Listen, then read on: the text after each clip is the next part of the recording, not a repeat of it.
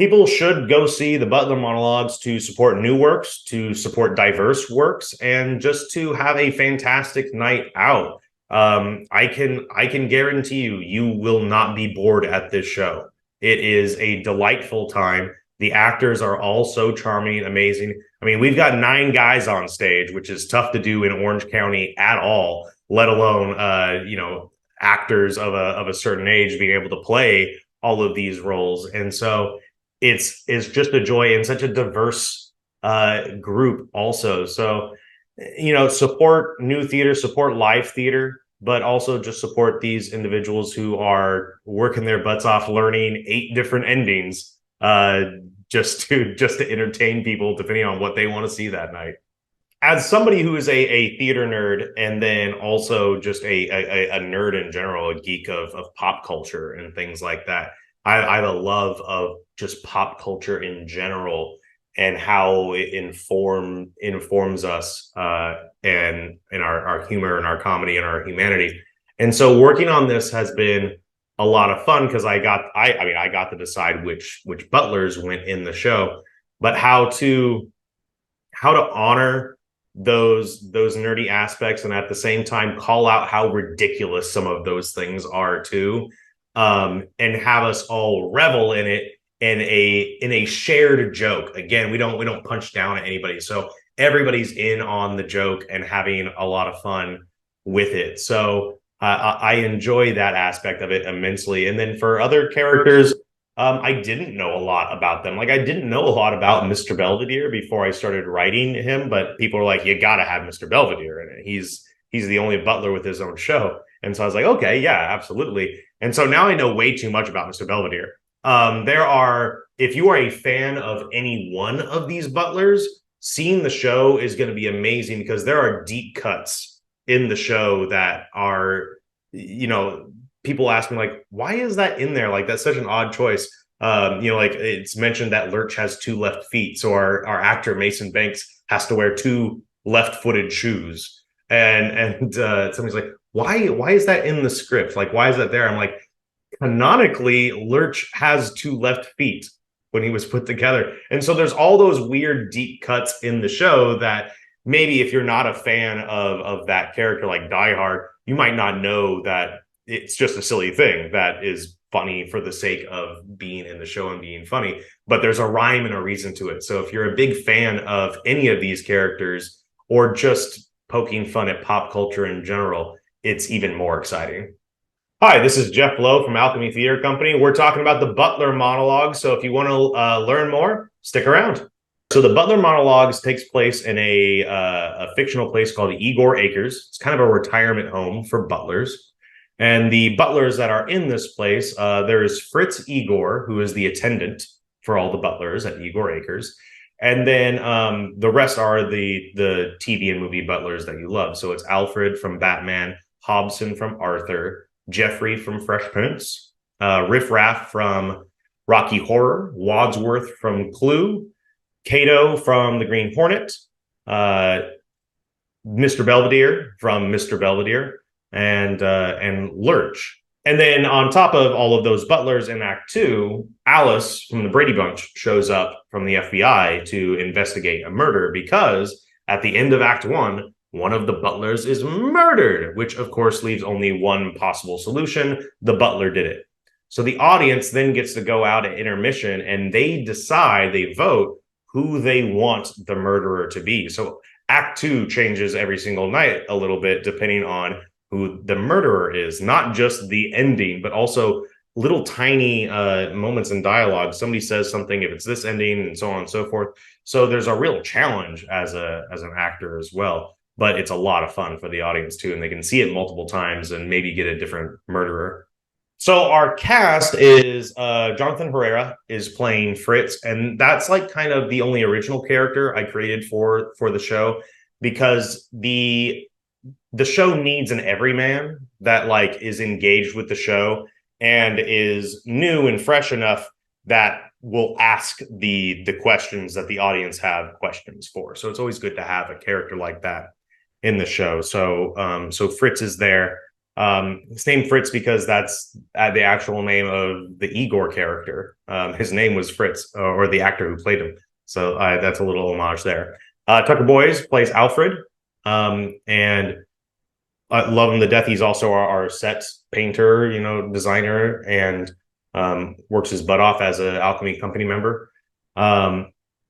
Lynn Belvedere, so Mr. Belvedere's first name is Lynn, is played by Paul Burt, and I'm so happy to have Paul back with the production. He was Belvedere the first time that we did it and did an amazing job, so I'm really happy to have him back. Riff Raff is played by Trent Brown. Trent did the very first play that I ever wrote, Cyrano. He played Christian, so I'm happy to be working with him again, and he's also done some other shows for Alchemy, Trojan Women, and he's done some Drinkspear shows with us as well. So he's always welcome fellow.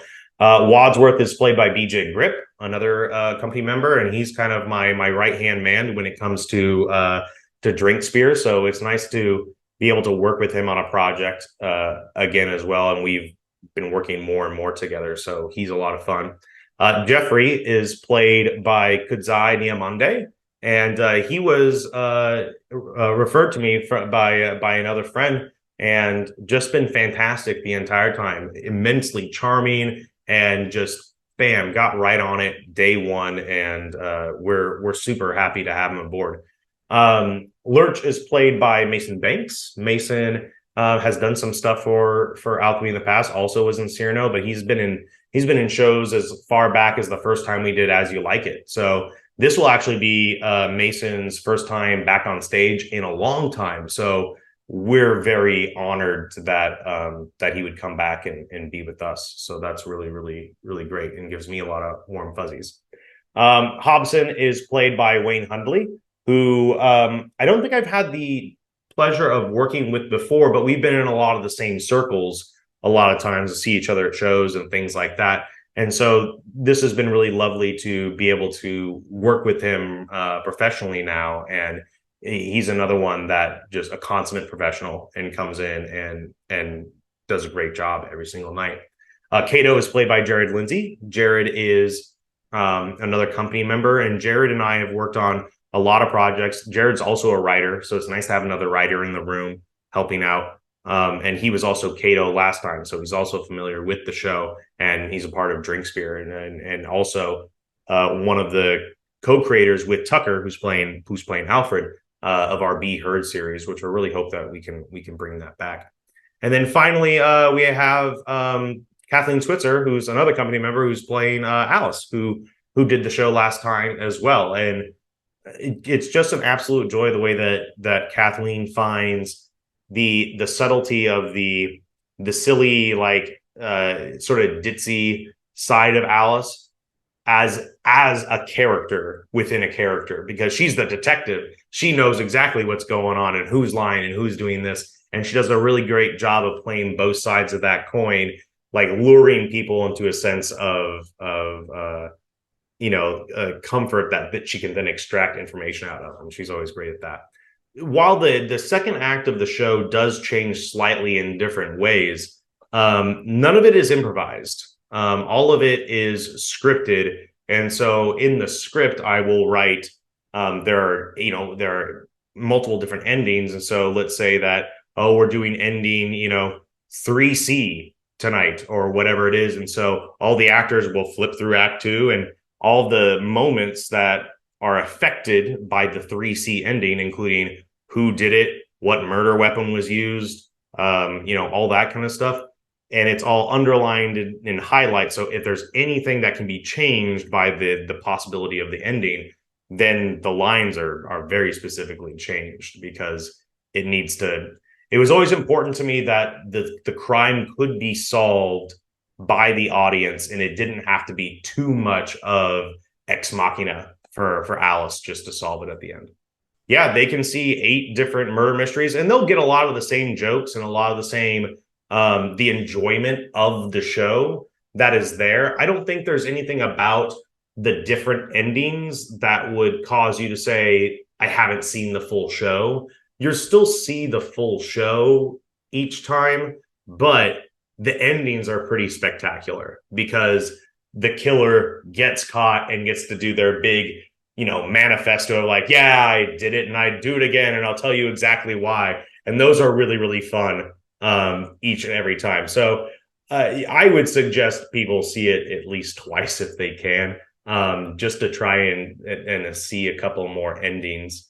And see how the characters react too, because all of the butlers and Alice know who the killer is when the lights go up for Act Two. So there's an uneasiness, or the character who is the killer will probably be a little bit less helpful to the investigation each time. The themes in the Butler monologues really come down to satire and nostalgia and these ideas of wanting something more, even though you are always considered maybe the secondary character. That all of these characters that are constantly in the background, except maybe in the case of Mr. Belvedere, they have full fleshed out lives. They have hopes, they have aspirations, and things like that. And we just thought it was interesting to explore the idea, well, what happens to these people when their charges no longer need them, or they're, in the case of like Batman or something like that, there's no more Batman. Well, what does Alfred do then? Hobson has the same problem when Arthur grows up. And so all these characters, I feel like, have additional stories that can be told. And we've decided to put them under a lens of comedy and farce, that's kind of mixed up a little bit with a murder mystery. So it's very tongue in cheek, but I think the theme should be, it's irreverent. It's paying homage to something. We never punch down, and wanting to create a show that is fun for the whole family, and not just that you have to have intimate knowledge of who these butlers are. That's why they all get a monologue. They kind of explain to you. So you might be familiar with Jeffrey from Fresh Prince, but you might not have any idea who Cato is from the Green Hornet. So it's fun to also poke fun at the zeitgeist of television and film, that there are so many very specifically butlers, and they all do wildly different things, but the uniform usually stays the same. They really do comment about the people that they've served in the past in a fun way, usually depending on the butler, in kind of derisive way, because a lot of them, like I had mentioned, what happens when you're no longer a butler. Some of them are in this place not necessarily happily. Who wants to go to a retirement home, especially for butlers. And so they poke fun at their former charges, sometimes in very cute and cheeky ways, and sometimes just in direct ways, like with Wadsworth from Clue. He just killed Mr. Body straight up. So there are certain ways that they all deal with their former charges, but they're all mentioned throughout the show, specifically in their monologues, and then here and there smattering of elsewhere. But once we get the monologues done, we're pretty much off to the races of the mystery and why they're all here and all of their shady dealings. I would like the audience to get out of the Butler monologues that there's a celebration of new work, and that's not to toot my own horn. I want to celebrate all new works of any kind. So I hope there'll be more support of new works in general, and also just, doing what the Maverick is doing. I guess Alchemy on some level is taking a chance on doing full productions of new works. A lot of times they get relegated to these new play festivals, which are so important, but unfortunately are not always well attended. So I hope that people get that out of it. I also hope that, there are some elements of the show where anybody can be cast in any role except for Jeffrey and Cato. Jeffrey must be Black, and Cato must be of Asian descent. And so I would like to see more of that in new plays as well, that there's a lot of open space for everybody, but that there's some specificity as well that can force the hand of supporting diversity. And again, that's not to toot my own horn. That's a hope for for a lot of the theater community. So I'm eternally grateful to our cast and everybody involved, because they're allowing me to produce the play the way that it should be. And then finally, I think just having a fun night out at the theater, seeing something new, being exposed to something new is always a lot of fun, especially if there's a little bit of that comfort in knowing, okay, I'm going to be able to go to the theater and not have my heart ripped out tonight with a drama, which I love drama and theater, the tragedies and all that kind of stuff. I live for it. But sometimes you just need a night out. That's a lot of fun, and this one certainly is. So I hope that people will treat it like a fun evening out. Like, recently a lot of folks got into the whole vibe of like going to see Barbie, like all dressed in pink and everything. And I just think that's fantastic to like get involved in the media that you are enjoying. I think it's so important. It doesn't hurt anybody, and it adds another layer of excitement, both for the audience and for the performers.